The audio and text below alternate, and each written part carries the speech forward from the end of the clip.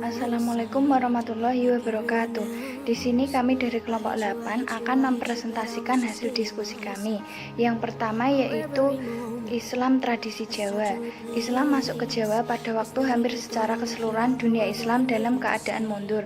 Sebelum Islam datang, agama Hindu, Buddha, dan kepercayaan asli yang berdasarkan animisme dan dinamisme telah menjadi keyakinan yang dipercaya di kalangan masyarakat Jawa.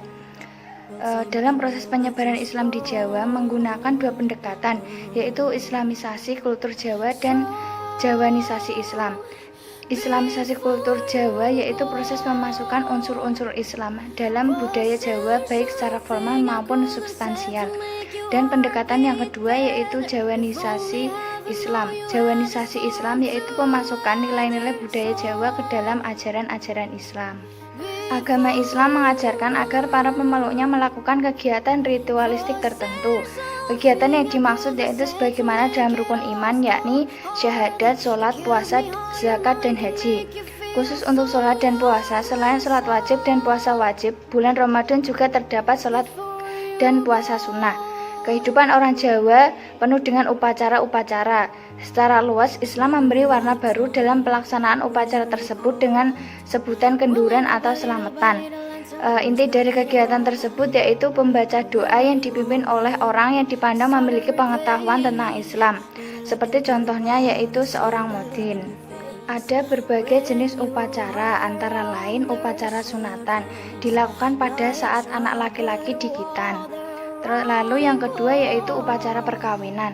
Upacara ini ditandai dengan pelaksanaan syariat Islam yaitu akad nikah atau ijab kabul. Yang ketiga yaitu upacara kematian. Setelah penguburan diadakan selamatan mitung dina atau 7 hari. Selamatan juga dilakukan pada saat kematian sudah mencapai 40 hari atau matang puluh, 100 hari atau nyatus, dan 1 tahun mendak sepisan, 2 tahun mendak pindo, dan 3 tahun nyewu. Contoh lain yaitu sesajen. Sesajen dahulu merupakan tradisi yang dianut nenek moyang ketika beragama Hindu-Buddha. Pada zaman Wali Songo ditransformasikan menjadi tradisi selamatan. Bila sesajen dimaknai sebagai persembahan makanan untuk roh-roh gaib, maka tradisi selamatan tidak demikian. Makanan dalam tradisi selamatan diberikan pada orang-orang yang mengikuti ritual tersebut untuk kemudian diminta mendoakan pihak yang menyelenggarakan. Dalam perkembangan Islam di Indonesia ada dua aliran utama yaitu aliran hikmah dan aliran kejawen. Aliran hikmah berkembang di kalangan pesantren dengan ciri khas doa atau mantra yang murni berbahasa Arab. Sedangkan aliran kejawen sebetulnya sudah tidak ada lagi, melainkan sudah bercampur dengan tradisi Islam. Bismillahirrahmanirrahim. Baiklah, saya akan melanjutkan materi yang selanjutnya yaitu tentang tradisi Islam di Minangkabau. Yang pertama saya akan menjelaskan secara singkat tentang sejarah masuknya Islam di Minangkabau. Jadi, masyarakat Minangkabau telah diislamkan oleh pedagang-pedagang Arab yang berlayar dari Malaka menyusuri Sungai Gampar dan Indragiri pada abad ke-15 dan 16 Masehi. Kemudian penyebaran Islam di Minangkabau khususnya masyarakat Padang Pariaman diwarnai oleh paham tarekat Syatariah. Kemudian pandangan ini terkait dengan usaha Syekh Burhanuddin Ulakan pada abad ke-17 dalam menyebarkan Islam. Nah, terserapnya Islam ke dalam sistem kepercayaan dan struktur sosial Minangkabau tidak menggantikan adat tetapi lebih memperkaya adat Minangkabau sendiri. Masyarakat dalam menjalankan adat tentunya berpedoman pada ajaran agama yang bersumber dari Al-Quran dan hadis Nabi.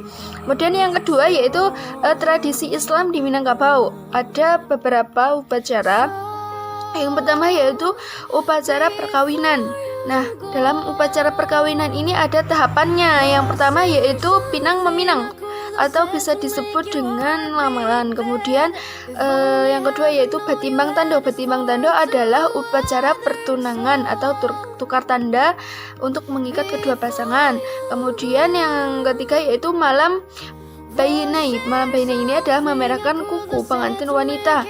Kemudian yang keempat yaitu pernikahan. Pernikahan ini dilakukan di hari yang paling baik, yaitu biasanya Kamis malam dan kalau tidak hari Jumat. Kemudian Yang kelima yaitu basanding dan perjamuan.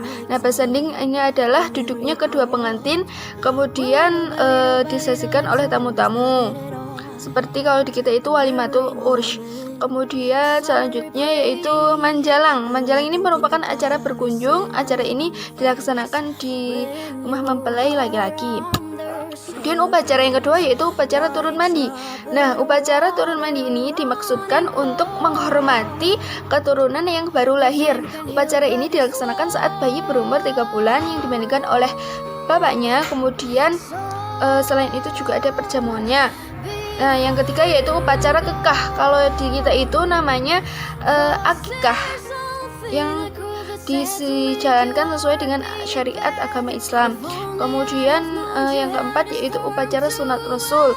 Upacara sunat Rasul ini juga merupakan syariat agama Islam. Kalau di kita ini bisa disebut dengan hitanan. Biasanya dilakukan saat umur 8 sampai dengan 12 tahun. Nah, selanjutnya yaitu ada upacara tamak kaji. Tamak kaji ini merupakan kalau di kita itu namanya khataman Al-Quran. Nah, diadakan apabila seorang anak yang mengaji di surau kemudian sudah khatam. Lalu diadakanlah upacara tamak kaji.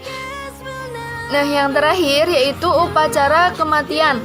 Upacara kematian ini kalau di Minang itu pergi melayat atau takziah itu merupakan suatu adat bagi orang Minang. Nah, umumnya upacara kematian ini lebih mengutamakan hal-hal yang wajib dilaksanakan menurut syariat Islam, yaitu penyelenggaraan jenazah. Kemudian ada juga acara seperti memperingati hari ke-7, kemudian 21 hari, kemudian 40 hari, kemudian 100 hari. Seperti itu, sama seperti kita. Di sini saya akan menyampaikan materi tentang tradisi Islam Melayu. Langsung saja, yang pertama yaitu proses masuknya Islam di Melayu. Islam datang di kawasan Melayu diperkirakan pada abad ke-7. Awal kedatangannya diduga adanya hubungan dagang antara pedagang-pedagang Arab yang datang dari Timur Tengah atau daerah sekitar India dengan kerajaan-kerajaan Nusantara. Perkembangannya pada abad ke-13 sampai awal abad 15 ditandai dengan banyaknya pemukiman Muslim di Sumatera. Sebelum Islam datang di daerah Melayu, orang-orang Melayu pada awalnya menganut paham animisme, Hinduisme, dan Buddhisme. Kemudian sejak kedatangan Islam secara berangsur-angsur mulai meyakini dan diterima oleh masyarakat Melayu Nusantara. Proses Islamisasi ini tidak terlepas dari peranan kerajaan Islam.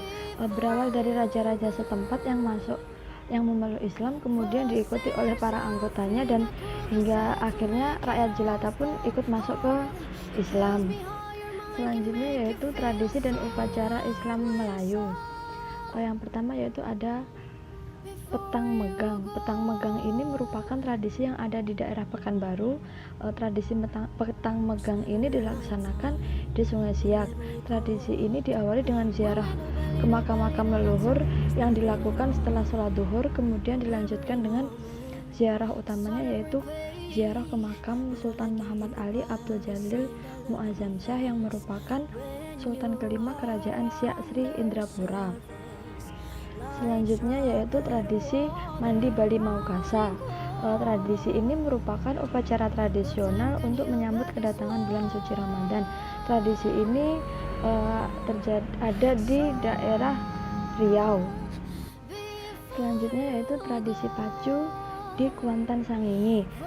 Tradisi ini mirip dengan lomba dayung. Tradisi ini digelar di sungai-sungai di daerah Riau dengan menggunakan perahu tradisional. Selanjutnya yaitu tahlil jamak atau kenduri ruah di Kepulauan Riau. Tahlil jamak ini berupa zikir serta berdoa untuk para arwah leluhur. Selain doa juga dilakukan dengan kenduri dengan sajian menu yang bersumber dari sumbangan sukarela yang diberikan warga. Selanjutnya yaitu ada tradisi al-barzanji. Barzanji ini menghubungkan praktik tradisi Islam masa kini dengan tradisi Islam masa lalu. Melalui perjanji ini masyarakat Melayu Islam dapat mengambil pelajaran yang ada pada zaman Nabi terdahulu. Sekian dari saya. Wassalamualaikum warahmatullahi wabarakatuh.